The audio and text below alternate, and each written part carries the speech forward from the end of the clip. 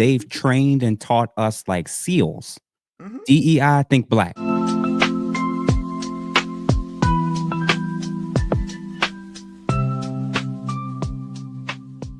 The, I Bruh. had, I had a question for you. This guy said, Big J in Dallas, messaging. I live here in Dallas. Texas Republicans just eliminated my voting district. They are not for us. Who said they What were? do you, yeah. So what do you think about that? Because for me, I'm not one of these people that's like, I got all this smoke for the Democrats, and then I act like a puppy when it comes to other political movements or parties. I have no problem, like you said, being critical of both. With the options of what we have and being presented, A, what is your response to this? And B, is the alternative necessarily trying to participate in a two-party system, or is it literally us just collectively starting to build and do our own thing outside of the system?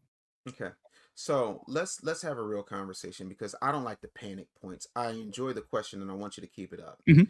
Messaging, I live here in Dallas. Texas Republicans just eliminated my voting district. They are not for us. Nobody said that they were. None of these politicians are for you.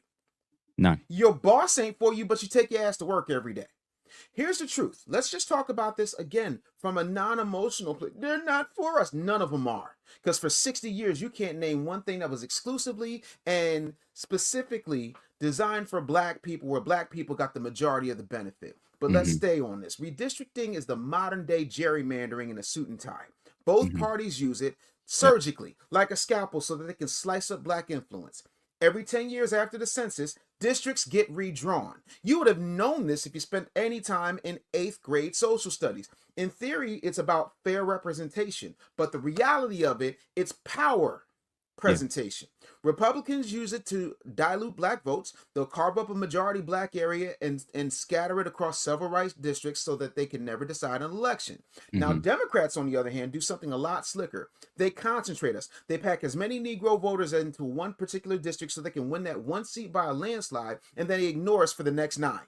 And then they also open up the borders so that they can increase their chances of being able to improve Because the they want a new loyal voter block. Yep. yeah. So Yeah. then the outcome is the same. Whether it's Republican or Democrat, black votes become predictable, containable, and ultimately disposable. Mm. So just because the guy you don't like has the pen and started to redistrict doesn't make them any less evil than the guy you do like with the pen that's just packing you in. Mhm. Any way you slice it, you're screwed if you don't start doing what black people have not done when it comes to the political process in this country. Mhm. Cut DEI. the check. Yeah.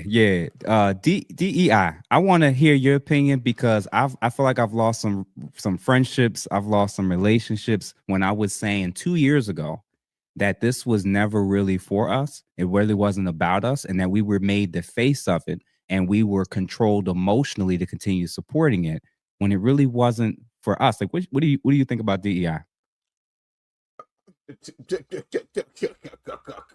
I'm sorry. I did not realize I was on a comedy show. So let's have a conversation about DEI. First of all, I Yeah. believe DEI is called didn't earn it because the majority of the DEI hires are going to white women. So that's why you got people like Jamal Bryant tap dancing with his mama's brooch talking about, we're going to boycott Target until they give us $250 million so that we can make sure that we have DEI. So basically, you're telling us you're Stephen from Django and you're going for white women because 4% of all jobs related to DEI go to black women. Mhm. We are 8th in DEI appointments. 8th behind white women, gays, Hispanics, Asians, like everybody. Mhm. So again, here's the problem, and this is the things that people, need to miss, right? Mhm. DEI programs don't move the needle. DEI trainings don't work.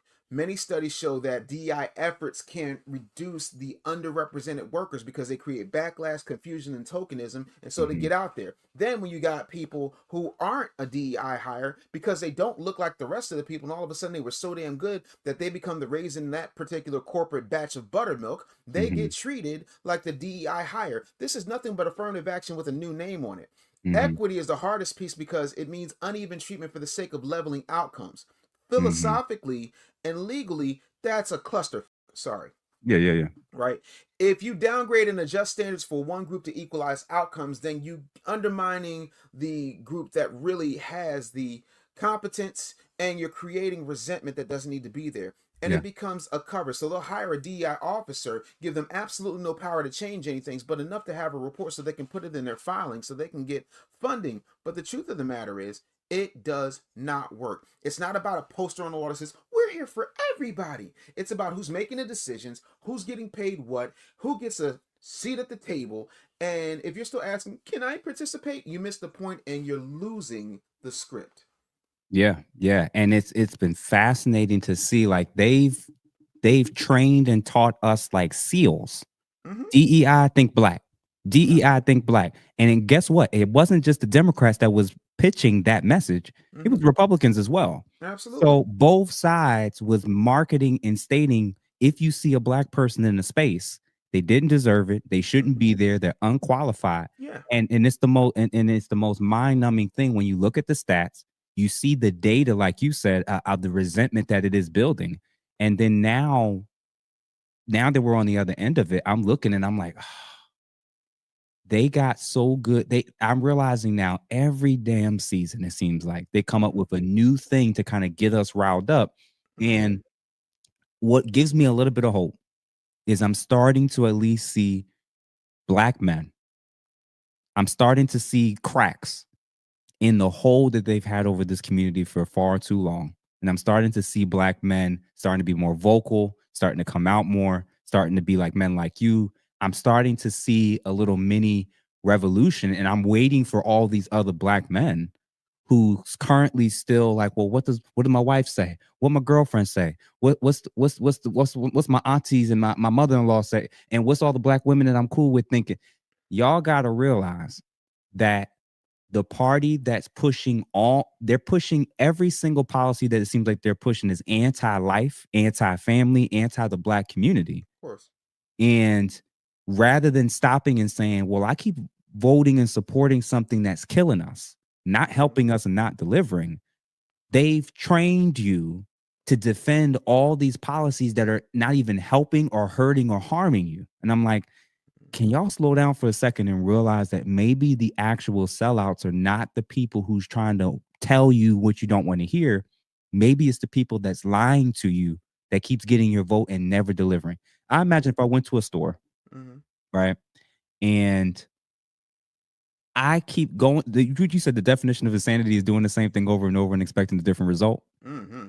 So if I go to a store once a week, every week faithfully to go buy something, and every time I get there, they either don't have what I'm looking for to buy, or they give me an alternative that doesn't fit anything close to what I asked for. Eventually, people would say, well, why you keep going to the same store if the product that you're looking for isn't offered there? Mm-hmm. They've convinced you that the people that's standing outside the store, they say, yo, why you keep going back in there if you're not getting what you actually want? Oh, because the other store is worse. You don't even know.